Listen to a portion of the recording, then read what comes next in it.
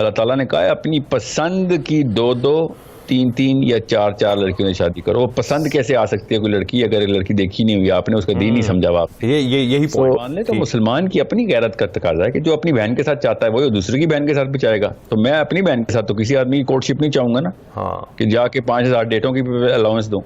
مرضی پوچھنا, مرضی کی آڑ کے اندر لوگ کہتے ہیں کہ جب تک پسند کی شادی, مطلب میری مرضی پوچھی جا رہی ہے تو مجھے اس سے ملنا ہوگا, مجھے اس سے بات کرنی ہوگی, ڈسکشن کرنی ہوگی. تو پیرنٹس پریشان ہوتے ہیں, کچھ لوگ اجازت بھی دے رہے ہیں. جو اجازت دیتے ہیں وہ اس آڑ میں یہ کوٹ کرنے لگا ہوں, آپ مجھے تصحیح بھی کر سکتے ہیں, کیونکہ حضرت خدیجہ اور محمد مصطفیٰ صلی اللہ علیہ وسلم کی جو شادی تھی اس کا بھی حوالہ یہ لوگ دیتے ہیں, جو کہ اس آڑ میں انڈرسٹینڈنگ بڑھاتے ہیں شادی سے پہلے کہ انڈرسٹینڈنگ ہوگی تو پھر شادی ہوگی. محمد مصطفیٰ کی اگزامپل ہے کہ پہلی بات تو یہ بات ثبوت کے ساتھ ہمارے پاس ہے کہ نبی علیہ السلام نے جو ٹرپس کی تھی حضرت خدیجہ کے سامان کے ساتھ, حضرت خدیجہ کے علاوہ بھی بہت سا سامان تھا جو نبی السلام یوز ٹو کیری, اور انہوں نے اپنے اس انٹرمیڈیٹری غلام کے تھرو نبی علیہ السلام کی پروفائل کا پوچھا تھا. نبی علیہ السلام سے کوئی اس طرح کی کوئی انٹریکشن نہیں تھی ان کی.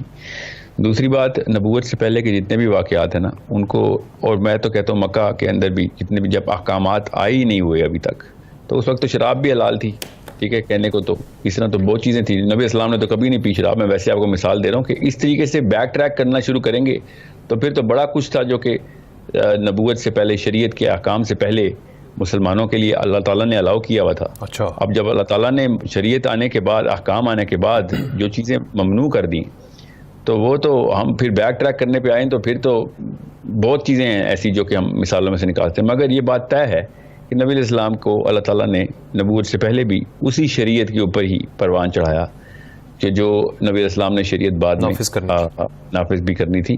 تو یہ بات ابھی تک تو میرے پاس لٹریچر میں نہیں, اور میں نے کافی تفصیل سے خدیجہ کی لائف پڑھی ہے. میں صحابیات کے اوپر بہت گہری نگاہ رکھنے کی کوشش کرتا ہوں. خدیجہ کی کوئی ملاقات رجسٹرڈ تو نہیں ہے نبی السلام کے ساتھ. مجھے تو نہیں سمجھ آئی کہ ان کو خود ہی ابو جہل کی داڑھی بھی مل جاتی ہے. جب داڑھی کی بات آتی ہے تو کہتے ہیں ابو جہل کی بھی داڑھی تھی.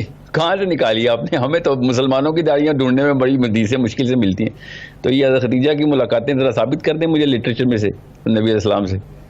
یہ ان کو کہاں سے ملتی ہیں یہ چیزیں؟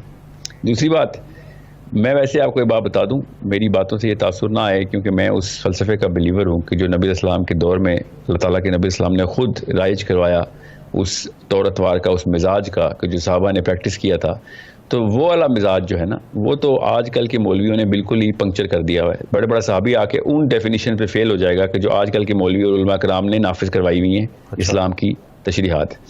تو آپ کو میں کوئی 18-19 ایسی حدیثیں سنا سکتا ہوں کہ جس میں خواتین کا اور مردوں کا ڈائلاگ آپس میں رجسٹرڈ ہے, گفتگو رجسٹرڈ ہے, لین دین معاملات اور رجسٹرڈ ہیں. پاکستان میں جو کنزرویٹزم کا فلیور دیا گیا ہے نا, اسلام کا فلیور کنزرویٹو نے دیا, اچھا جی, وہ تو بالکل بھی اسلام صحابہ سے وہ ثابت نہیں ہے, بلکہ صحابہ سے تو ایسی سی چیزیں بھی ثابت ہیں کہ جو کنزرویٹو کے طوطے اڑا دے گی کہ یہ پھر میں جب ایسی باتیں کرتا ہوں تو کہتے ہیں آپ کے پاس وہ والا لٹریچر کہاں سے آتا ہے جو علماء کو نہیں ملا. نہیں, علماء کو بھی ملا ہے, میں نے علماء سے ہی لیا ہے. وہ علماء نے پھر نیچے جب احکامی باتیں اور تقریریں کی اور جریدے لکھی ان میں اس کی رجسٹری نہیں کی. اگر آپ خود پڑھیں گے تو آپ کو بھی مل جائے گا. میرا کوئی اتنا مطالعہ نہیں جتنا کہ بڑے بڑے جید علماء کا ہے, اور پھر بھی مجھے اگر مل رہی ہیں تو اس کا مطلب ہے وہ بھی بڑا کچھ ہے. سو میں اس لبرل ورژن آف اسلام کو بالکل بھی اسلام نہیں مانتا کہ جو لبرلز لے کے آتے ہیں, مگر وہ کنزرویٹو جو لے کے آتے ہیں وہ بھی نہیں ہے. لیکن آپ جب آپ یہ بات کر رہے تھے نا تو میں نے یہ پوائنٹ بھی لکھ دیا تھا کنزرویٹو, یہ میں نے پوائنٹ لکھا ہوا تھا, یہی میں نے پوچھنا تھا آپ سے کہ پہلا جو کویشچن کا پورا سیگمنٹ تھا اس میں آپ نے جو باتیں کی, لوگ سننے والے اور ایون میرے اندر بھی سوال اٹھا کہ آپ تو کنزرویٹو کی بات کر رہے ہیں, آپ تو کہہ رہے ہیں کہ ملاقات نہیں ہونی چاہیے. جب معاشرہ یہاں پر پہنچ چکا ہے کہ میرے ساتھ بیٹھ کر ایک نیوز کا کاسٹر جو ہے وہ نیوز بھی پڑھتی ہے, میرے آفس میں بھی بیٹھتی ہے, آپ کے ساتھ بھی کام کرتی ہوں گی, جب وہ کام کر سکتی ہیں تو جب میں نے اس سے شادی کرنی ہے تو پھر میرے اوپر اسلام آپ نافذ کر دیتے ہیں جی اس سے بات نہیں کرنی, فاصلے رکھنے چاہیے, اور پھر آپ سائنس کو بھی بیچ میں لے کر آئے ہیں کہ اگر وہ آپ پہلے ہی سارا کچھ کر لیں گے, باتیں بھی کر لیں گے, تو اس کے بعد وہ چام نہیں رہے گا تو طلاق ہو جائے گی. تو پھر اس چیز کو بھی جسٹیفائی کریں نا, ماحول جو ہے اس کو جسٹیفائی کریں پھر. جی میں تو قاصر ہوں اس چیز کو جسٹیفائی کرنے میں کہ ایک عورت کا دین آپ نے سمجھنا ہے.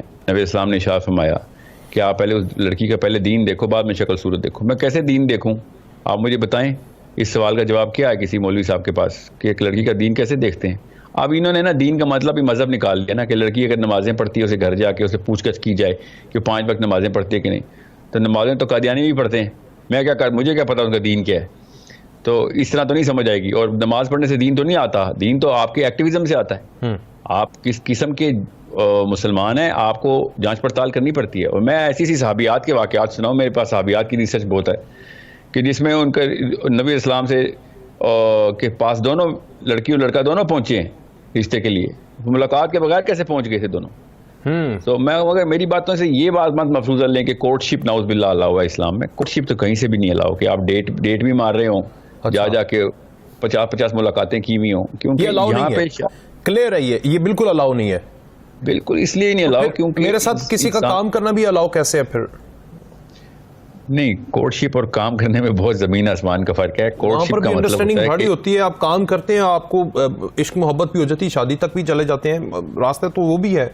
اور عشق محبت ہو تو اللہ تعالیٰ نے قرآن پاک کی آیت میں پسند کا لفظ خود اللہ تعالیٰ کے یہاں تکے نہیں ہیں, اللہ تعالیٰ کے یہاں کوئی چانس کوئنسیڈنس نہیں ہے, ایکسیڈنٹس نہیں ہے, نعوذ باللہ.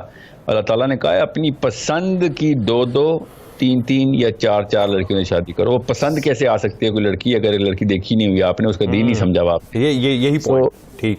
یہ بہت آسان کر کے سمجھیں کہ جب آپ ایک لڑکی سے نیت باندھ لیں تو مسلمان کی اپنی غیرت کا تقاضا ہے کہ جو اپنی بہن کے ساتھ چاہتا ہے وہی دوسرے کی بہن کے ساتھ بھی چاہے گا. تو میں اپنی بہن کے ساتھ تو کسی آدمی کی کورٹ شپ نہیں چاہوں گا نا کہ جا کے 5000 ڈیٹوں کی الاؤنس دوں. اور بائی دا وے جتنا مرضی ہے اپنے آپ کو سمجھ لیں, ایون مولوی صاحب بھی سمجھ لیں اور لبرلز بھی سمجھ لیں کہ میں ساری عمر امریکہ اور کینیڈا میں پلا پڑا ہوں.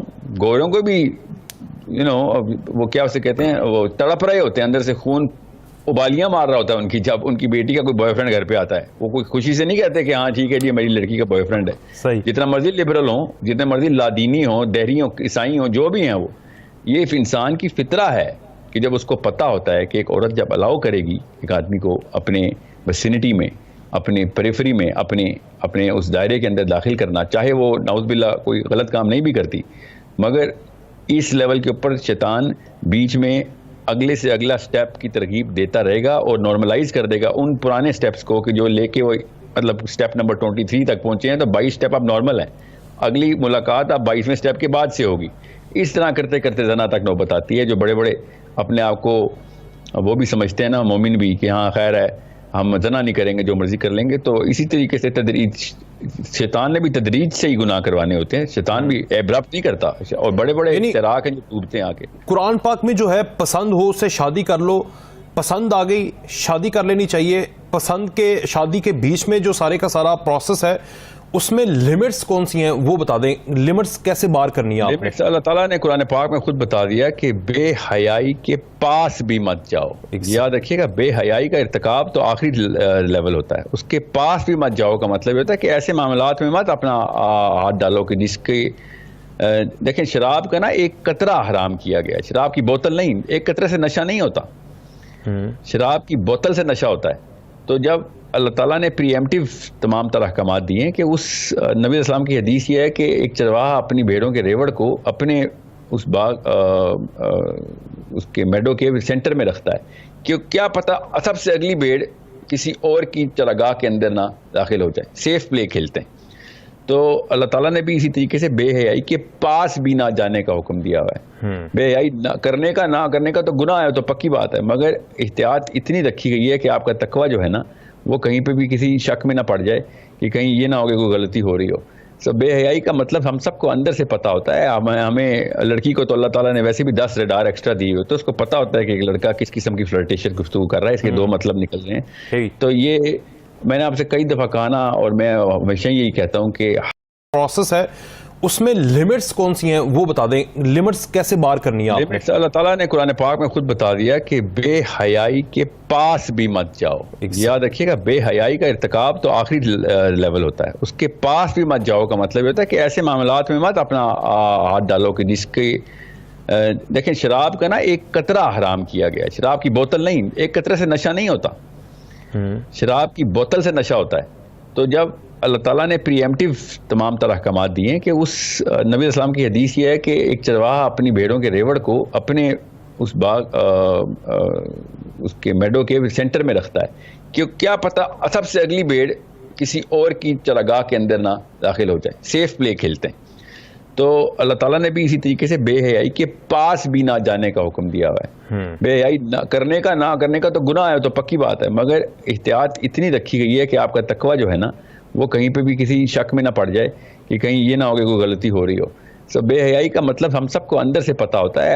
ہمیں لڑکی کو تو اللہ تعالیٰ نے ویسے بھی 10 ریڈار ایکسٹرا دی ہوئے, تو اس کو پتا ہوتا ہے کہ ایک لڑکا کس قسم کی فلرٹیشن گفتگو کر رہا ہے, اس کے 2 مطلب نکل رہے ہیں. تو یہ میں نے آپ سے کئی دفعہ کہا نا, اور میں ہمیشہ یہی کہتا ہوں کہ حیا جو ہے نا, حیا یہ اصلی میں اللہ تعالیٰ کی طرف سے نامزد سیکیورٹی گارڈ ہے ایک لڑکی کا. اس کو پتا ہوتا ہے کہ جب تک وہ حیا کا دامن رکھے گی تو کوئی بہت ہی خبیث جانور ہوگا جو حملہ کرے گا اور بالجبر کوئی حرکت کرے گا, ورنہ عمومی بندہ اپنی جو ہے نا بے باکی اس طرح پریکٹس نہیں کر سکے گا باحیا لڑکی کے سامنے.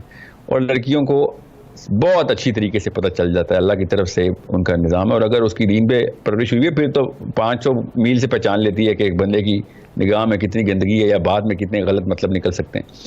سو یہ بہت زیادہ مسئلہ جو ہے نا اتنا بڑا نہیں ہوتا یہاں پہ. مسئلہ جہاں پہ آتا ہے وہ یہ کہ ہم اپنی اس کیا کہتے ہیں پرسنالٹی کے اس کرزما کو پریکٹس کرتے ہیں. لڑکے آدمیوں کی بات کر رہا ہوں, لڑکیاں بھی کرتی ہیں, اور وہ والے اوصاف ظاہر کر کے دکھاتے ہیں لڑکیوں کو, جیسے سینس آف ہیومر یا انٹیلیجنس یا پھر وٹس, جو کہ ہمیں پتہ ہوتا ہے کہ لڑکی کو پسند آئیں, کسی بھی انسان کو پسند آئیں گے, اور وہ اس طریقے سے ہم وار کرتے ہیں. جی ہم وار کرتے ہیں. تو ٹھیک ہے, آپ لڑکی کے اس ویسینٹی میں ہوتے ہوئے نہ, جب نہیں ہوتی وہ آپ کے اس مقام پہ جہاں پہ آپ پریکٹس کریں, تو ٹھیک ہے, لڑکی آپ کو رشتہ بھیج دیا, کوئی بات نہیں, آپ کو پسند آ کر. مگر آپ لڑکی پہ ڈائریکٹ وار کرنا شروع ہو گئے ہیں, اور اس کو چکنی چپڑی باتیں کر کے یا ہنسا کے یا ہیومر دکھا کے یا وٹس دکھا کے یا انٹیلیجنس دکھا کے, تو پھر آپ اتنے ہی بڑے شکاری ہیں جتنا کہ کوئی اور بندہ شکاری ہے کہ جو کسی اور طریقے سے شکار کرنے کی کوشش کر رہا ہے. تو یہ تو وہی میں نے آپ سے کہا نا, جو بندہ اپنی بہن کے لیے جو چاہے تو وہی دوسرے کی بہن کے لیے بھی کر رہا ہو, بس سمپل سا اصول ہے. ایگزیکٹلی.